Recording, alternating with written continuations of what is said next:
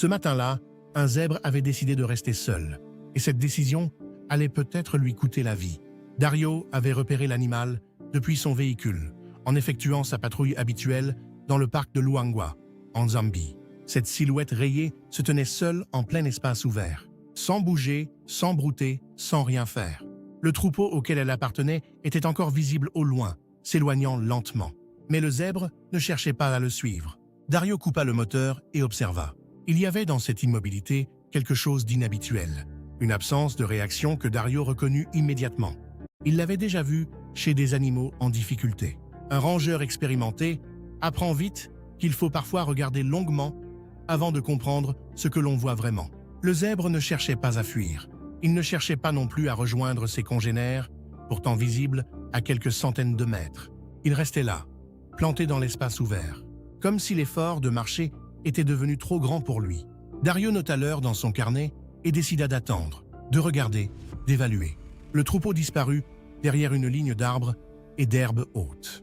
Le zèbre était maintenant seul, dans l'étendue vide et brûlante. C'était là que résidait le vrai danger. Dario le savait mieux que quiconque après toutes ces années dans la réserve.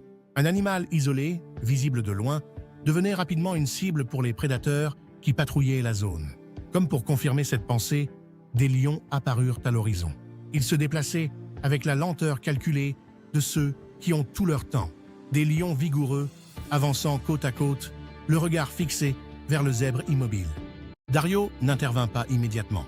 Le zèbre avait vu les lions. Il avait tourné la tête dans leur direction. Mais il n'avait pas fui. Il n'avait pas bougé d'un seul pas. Ce comportement glaça Dario plus que n'importe quelle urgence vécue sur le terrain. Un animal qui ne fuit pas n'est pas toujours un animal serein. C'est parfois un animal qui n'a plus la force de courir et de se battre pour sa propre survie. Dario avait vu cette même résignation chez d'autres animaux. Elle précédait toujours le pire. Il devait agir, car les lions continuaient d'avancer, réguliers, déterminés, réduisant la distance progressivement. L'un d'eux baissa la tête. Les muscles du dos se tendirent, prêts à bondir. Dario n'avait plus le temps d'hésiter. Il écrasa l'accélérateur. Il fonça droit vers les lions en actionnant son klaxon sans relâche. Le son déchira le silence de la savane comme une alarme. Les lions, surpris, se retournèrent brusquement. Ils s'éloignèrent à contre-cœur vers les hautes herbes qui bordèrent la plaine. Dario maintint le véhicule en position, moteur tournant. Il attendit d'être certain qu'il ne reviendrait pas immédiatement. Puis il reporta son attention sur le zèbre. L'animal n'avait toujours pas bougé. Le ranger descendit de son véhicule, garda une distance respectueuse et observa l'animal attentivement. Les signes ne trompaient pas. Dario comprit que ce n'était pas une simple pause. Le zèbre avait besoin d'aide. Et avant tout, il avait besoin d'eau. Dario sortit le jerrycan qu'il transportait systématiquement lors de ses patrouilles en zone reculée. Il remplit lentement un seau qu'il posa près de l'animal, sans chercher à s'approcher davantage et sans précipiter les choses. Puis il recula et attendit. Le zèbre tourna lentement la tête vers le bac. Il fit un premier pas hésitant, puis un deuxième, prudemment, comme s'il testait ses propres jambes avant de leur faire à nouveau confiance. Dario ne bougea pas, il regardait simplement. Finalement, le zèbre commença à boire, longuement, comme si chaque gorgée réveillait en lui un instinct de survie encore vivant. Dario attendit que le zèbre reprenne une posture plus stable. Puis il saisit sa radio et contacta l'équipe vétérinaire de la réserve. Il décrivit la situation calmement et transmit sa position géographique. L'équipe confirma son arrivée dans l'heure. Dario raccrocha et il regarda le zèbre, toujours debout, et c'était bon signe. En attendant les renforts, la mission de Dario était claire. Maintenir les lions à distance, surveiller l'état de l'animal et le guider vers une zone moins exposée, là où des arbres denses offriraient un couvert naturel. Il remit doucement le moteur en marche. Il manœuvra lentement son véhicule sur le flanc de l'animal, formant une barrière mobile entre le zèbre et la direction d'où les lions étaient venus. Il avançait doucement, d'abord très hésitant, puis avec un peu plus d'assurance en direction des arbres identifiés comme zone refuge. C'est alors que Dario vit, dans son rétroviseur, des lions réapparaître à la lisière des herbes hautes.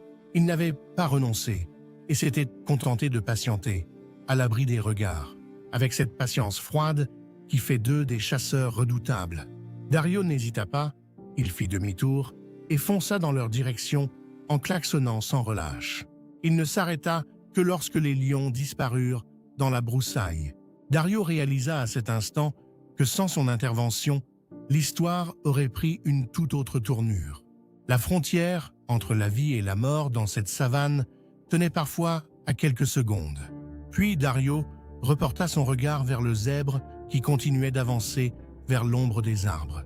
Quand l'équipe vétérinaire arriva, le zèbre était à l'ombre sous les branches d'un arbre et à proximité d'un petit point d'eau.